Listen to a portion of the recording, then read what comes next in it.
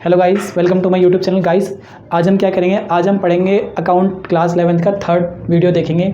आप इसी वीडियो में देखोगे कि किस तरीके से असेट को एक्सप्लेन कर सकते हैं, यानी असेट होता क्या है और ये कितने टाइप के हैं। ओके गाइस, तो सबसे पहले हम बात करते हैं असेट, यानी कि मैं क्या बता रहा हूँ, ये सेकंड चैप्टर है एक तरीके से अकाउंट की बुक का। हम बात करें असेट्स। असेट होता क्या है, असेट बोलूँ या असेट्स बोल सकता हूँ, ठीक है, क्योंकि बहुत सारे असेट होते हैं। तो असेट होते क्या है, देखो आपको नाम से तो समझ में नहीं आएगा, पर मैं कुछ एग्जांपल्स देता हूँ। असेट वो चीज़ें होती हैं जैसे कि मान लो एक कंपनी के लिए क्या है, हमारे पास फर्नीचर है। ओके दोस्तों, और क्या हो सकता है, मान लो उसके पास लैंड हो सकती है, बिल्डिंग हो सकता है, और क्या कह सकते हैं हम भाइयों, और हम कह सकते हैं जैसे कि उसके पास क्या फर्नीचर लिख दिया, बिल्डिंग ले लिया। अब मैं कह सकता हूँ उसके पास मशीन हो सकता है, क्योंकि मशीन तो होगी, ठीक है, मशीन हो सकती है। तो ये सब क्या है, असेट है। उसके पास जितने भी व्हीकल्स होते हैं, यानी कि मैं जैसे सपोज करो मैंने लिखा कार हो सकता है, ठीक है, इस तरीके से बाइक हो सकती है किसी की, असेट। ये सब क्या है, असेट है। तो असेट इस तरीके से एक्सप्लेन कर सकते हैं, बट असेट का रियल जो डेफिनेशन है मैं आपको बताता हूँ। असेट की 3 पॉइंटों में असेट को डिस्क्राइब करते हैं, तो मैं बताता हूँ आपको, ये लिख के दिखाता हूँ अभी, फिर आपको समझ में आएगा। ओके गाइस, तो गाइस अब हम बताएंगे क्या कि असेट की डेफिनेशन क्या है। डेफिनेशन आपको समझा दिया। अब असेट को हम किस तरीके से डिस्क्राइब करेंगे। पहला जो इसका सबसे मेन पॉइंट है, हम कहेंगे assets are owned by business. Owned इसमें अलग वर्ड है।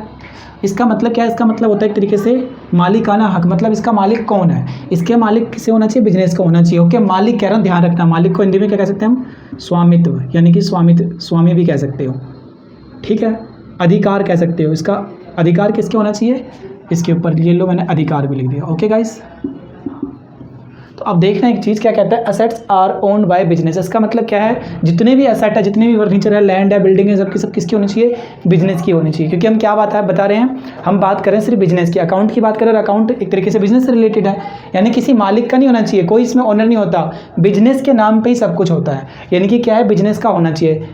अब ये हो कैसे सकता है, दो तरीके से हो सकता है, ध्यान से देखना। आप कह सकते हो भाई ऐसा भी तो हो सकता है, यानी कि मैं क्या कहूँ, इसको दो तरीके से ले सकता हूँ। एक तो या तो मेरी होगी, तो भी मेरा मतलब बिजनेस का है, बिजनेस का हो सकता है, या फिर मैं क्या कह सकता हूँ, उसे मैं लोन पे ले सकता हूँ। मान लो मैंने क्या करा, बैंक से लोन लिया, कहीं से पैसा लिया, कर्जा लिया, और मैंने फिर उसको खरीदा लोन लेकर के, ठीक है। दूसरा क्या कह सकता हूँ मैं, दूसरा कह सकता हूँ कि मैंने क्या करा है, किसी से किराए पे लिया है, किराए पर। और जब किराए पे लेते तो उसको मैं क्या बोलूँगा, रेंट पे लिया है, ठीक है। पर जब मैं किसी से, देखो पहले समझते हैं लोन पे, अगर हमने लोन पे किसी से ली है, लोन पे मैंने मान लो किसी से 1000 रुपये लिए, और उससे मैंने क्या करा, अपने लिए फर्नीचर खरीद ली। तो अपने लिए, मैंने अपने लिए खरीदी, मतलब है बिजनेस के लिए खरीदी, यानी बिजनेस ने खरीदा। अब बिजनेस ने खरीदा है तो किसके नाम पे है, बिजनेस के नाम पे, यानी वो सामान किसका हो गया, बिजनेस का हो गया, तो वो असेट कहलाएगा, ठीक है। क्योंकि वो जो लोन है ना, लोन का अमाउंट है, लोन का अमाउंट हमें बाद में देना पड़ेगा, पेड करना पड़ेगा, उसे कभी ना कभी चुकाना पड़ेगा। तो इसलिए क्या है, क्योंकि लोन तो देना पड़ेगा वापस, और वो फर्नीचर अब हमारे नाम से, यानी कि बिजनेस के नाम से है, तो असेट कहलाएगी, ठीक है। अब मान लो ऐसा हो जाए कि हमने क्या करा, वो जो हमारे पास फर्नीचर है या कोई भी हमारे पास असेट है, वो हमने किराए पे लिया है, तो वो बिजनेस का है क्या। आप कहोगे जब किराए पे लिया तो वापस भी तो करना पड़ेगा। देखो आपको एक चीज़ बताता हूँ, मान लो क्या होता है, हमने अपने घर में मान लो किसी की शादी करानी है, तो रेंट पे आप क्या लेके आए, चेयर्स लेके आए, तो वो आपकी होगी क्या, नहीं ना। आप क्या करोगे, उसे बाद में रिटर्न करोगे। तो जो आपने चेयर्स लिया है, यानी मंगाया है रेंट पे, किराए पे, उसका किराया दोगे, और उसके साथ साथ में उसका चेयर भी वापस कर दोगे क्या, उसे अपने पास रखोगे, नहीं ना। जब हम उसके अपने पास ही नहीं रखेंगे तो हमारी नहीं हुई, हमारी मतलब बिजनेस की नहीं है। क्योंकि जब भी हम कोई किराए पे सामान लेते हैं तो उसे वापस करना पड़ता है, इसलिए वो असेट नहीं होती। मतलब जब हम रेंट पे लेते हैं तो वो असेट कह सकते हैं कि वो असेट नहीं है, ठीक है। पर जब हम अगर उसे लोन पे खरीदते हैं तो वो असेट है हमारे लिए, समझ गए। ये पहली डेफिनेशन का मतलब है, assets are owned by business, ठीक है। अब देखो दूसरा जो पॉइंट है इसका क्या कहता है, विच इज़ यूज़फुल, मतलब ये यूज़फुल होनी चाहिए कब, आज भी और कल भी और आने वाले टाइम में भी, प्रेजेंट एंड फ्यूचर दोनों में, यानी कि आज भी हमारे लिए लाभ के काम में आनी चाहिए, और जो फ्यूचर है आने वाले टाइम में भी हमारे काम आनी चाहिए। किस तरीके से काम आ सकती है, हम कह सकते हैं क्या, जैसे मैंने आज सामान कोई खरीदा तो मेरे काम आज आएगी, ठीक है। ऐसा भी तो हो सकता है वो आज काम ना आए, कल काम आए, यानी कि फ्यूचर में भी अगर वो काम आती है तो मेरे लिए वो असेट्स है। जैसे कि मेरी लैंड है या बिल्डिंग है, वो बाद में भी तो काम आएगी जब तक बिजनेस के पास रहेगी। तो फर्नीचर है, आज भी बैठ सकते हो, कल भी बैठ सकते हो, और परसों भी यूज़ कर सकते हो। तो ये सब क्या है, हमारी असेट की दूसरी पॉइंट है। अब मैं बात करता हूँ इसके थर्ड पॉइंट की, तो थर्ड पॉइंट अभी मैं लिखता हूँ, फिर आपको समझाता हूँ। गाइस तो देखो इसका थर्ड पॉइंट क्या है, थर्ड पॉइंट में कहता है which helps in increase profitability. Increase मतलब आप कहोगे इंक्रीज मतलब बढ़ना होता है, और प्रॉफिटेबिलिटी का मतलब होता है एक तरीके से प्रॉफिट, यानी कि क्या करती है असेट, क्या है जो क्या करती है प्रॉफिट यानी कि लाभ, ठीक है, लाभ कमाने में क्या करे हमारी हेल्प करे, है ना। इसने क्या बोला विच हेल्प्स इन मतलब लाभ कमाने में हमारी हेल्प करे, और इंक्रीज मतलब हमारे को क्या करे, हमारे को काम करने में हमारे को मतलब बिजनेस के काम को सरल बनाए, बिजनेस को काम करने में क्या करे आसानी बनाए, आसान मतलब और कुशल बनाए, कुशल का मतलब क्या कह सकते हो कम समय में अच्छा काम करके दे, यानी कि जो क्या कहते हैं जो प्रॉफिट वो है जो प्रॉफिट को कमाने में भी हेल्प करे तथा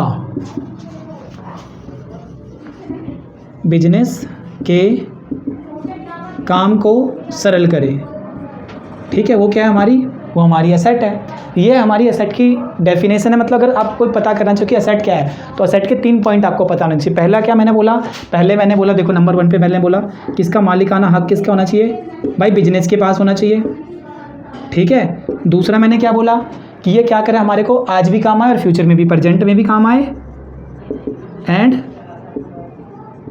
फ्यूचर में भी काम आए। और थर्ड पॉइंट क्या बताया मैंने, जो हमारे को लाभ कमाने में हेल्प करे और साथ में क्या करे बिजनेस के काम को सरल बनाए, उपयोगी बनाए, ठीक है, क्या कह सकता हूँ सरल करे या फिर उपयोगी करे। तो ये क्या आपकी एसेट की डेफिनेशन है। अब मैं बताता हूँ कौन कौन से टाइप के हमारे पास एसेट हैं। ओके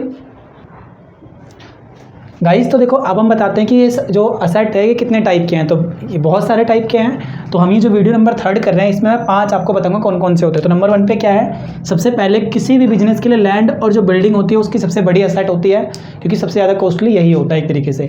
तो लैंड और बिल्डिंग आपको नाम से समझ में आ रहा है, ज़मीन और दूसरा मैं क्या कहता हूँ जितने भी हमारे पास बिल्डिंग होते हैं यानी कि जिसमें हम काम करते हैं। तो लैंड और बिल्डिंग आपको समझ में आ गया। बताओ मैंने इसे असेट क्यों बोला, क्योंकि क्या है असेट का मतलब क्या था कि जो हमारे मालिक का बिजनेस के नाम पे हो, दूसरा वो हमारे आज भी काम आए कल भी काम आए, यानी प्रेजेंट और फ्यूचर दोनों में काम आए, और तीसरा क्या बोला था हमारे बिजनेस को हेल्प करे प्रॉफिट अर्निंग में। तो करेगी ना बिजनेस, तो लैंड तो करेगी अगर हमारे नाम पे है बिजनेस के नाम पे। तो दूसरा है फर्नीचर।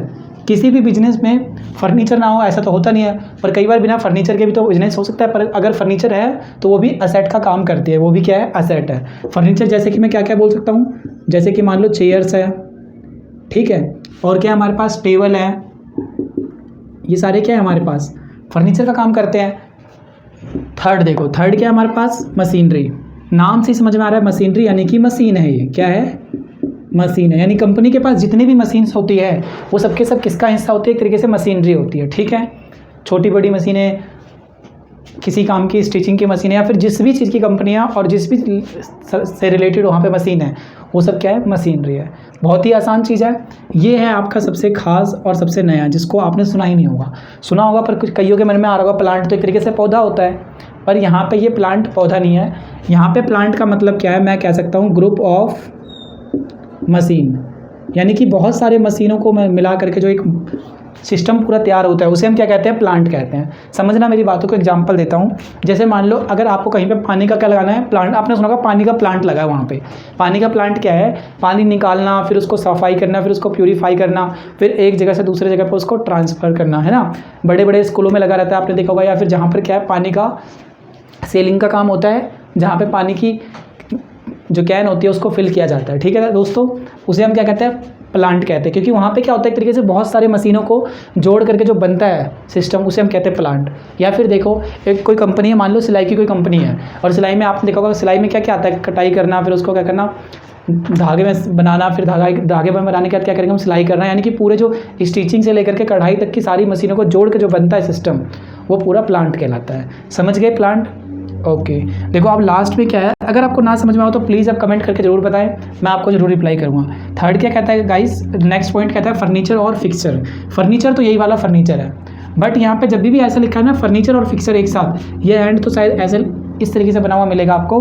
तो फर्नीचर और फिक्सचर का होता क्या है, जितने भी हमारे पास कुछ ऐसे फर्नीचर है जो हमारे बिजनेस को हेल्प करते हैं और जो क्या होते हैं फिक्स होते हैं। देखो नाम से समझ में आ रहा है क्या है, फिक्स है, जिसको हम आसानी से ना तो निकाल सकते हैं और ना ही लगा सकते हैं दोबारा बार बार, उसे हम क्या कहते हैं फिक्सचर कहते हैं। फर्नीचर और फिक्सचर कहते हैं। देखो एग्जांपल समझो कैसे होता है।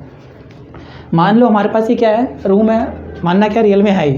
तो इसके अंदर हमने क्या करा, ये जो तार आ रही है, कटिंग वायर जो आ रही होती है, इसमें एक घर के अंदर पानी की जो पाइपलाइन आती है वो सब क्या होती है, फिक्स होती है, कोने कोने फिक्स होती है, उससे तो आप रोज़ रोज़ निकालोगे नहीं। यानी ये जो फिक्स होती है ये भी क्या बिजनेस की एक एसेट होती है। तो इसे हम क्या कहते हैं, फर्नीचर एंड फिक्सचर। तो यानी कि जो फर्नीचर फिक्स होती हैं उसे हम फर्नीचर और फिक्सचर कहते हैं। ऐसे फर्नीचर जो फिक्स हैं, जिनको हम नहीं निकाल सकते, तार है, वायर है, हमारे काम की है, टोटी है पानी का, पानी के जितने भी सिस्टम आते हैं, पाइपलाइन आते हैं, आज के टाइम में तो गैस लाइन भी क्या है, पाइप से ही आता है। तो ये सब क्या है, फर्नीचर और फिक्सचर का पार्ट है। ओके गाइस, इसमें मैं और क्या कह सकता हूँ, इसमें मैं कह सकता हूँ जैसे कि मान लो हमारे पास क्या है, गैस की पाइपलाइन तो बता दिया मैंने, है ना, गैस की पाइपलाइन फिटिंग होती है। और इसमें आप कह सकते हो कुछ कुछ क्या फिटिंग हो सकती है, जैसे कि इलेक्ट्रिक की फिटिंग है हमारे पास। आप इसके बाद मैं एक और कह सकता हूँ, आपने देखा होगा घरों के अंदर अलमारी लगी रहती है, फिटिंग होती है ना, कई घरों में आपने देखा होगा फिक्स होती है, तो वो भी क्या है, फर्नीचर और फिक्सर का ही तो पार्ट है। गाइस, ये हमारे एसेट का फर्स्ट पार्ट था। वैसे हमारी अकाउंट की जितनी वीडियो आ रही है उसका ये थर्ड वीडियो है। अगर आपने हमारी पहली और दूसरी वीडियो नहीं देखी है तो प्लीज़ उसे ज़रूर देखें, आपके लिए बहुत ही हेल्पफुल होगा वो। Thank you guys. अगर आपको जो भी कुछ पूछना है तो कमेंट करके जरूर बताएं, अपने फ्रेंड के साथ शेयर करें, अपने फेसबुक, अपने व्हाट्सएप पर जरूर शेयर करें। Thank you guys.